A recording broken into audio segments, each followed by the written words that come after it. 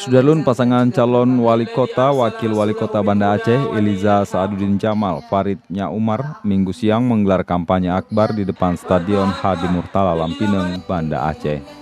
Mengawali acara, pasangan ini menggelar zikir yang dipimpin Ustadz Said Khalid, kemudian dilanjutkan dengan orasi salah satunya oleh wali kota Surabaya, Tri Risma hari ini.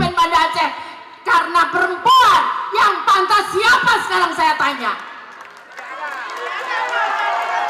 Yang pantas siapa?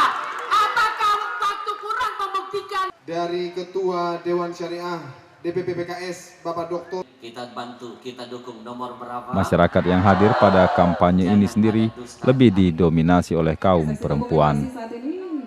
Kita bersatu untuk memenangkan nomor 1. Dari Banda Aceh, Reza Munawir, Serambion TV. Pendukung dan pengusung dari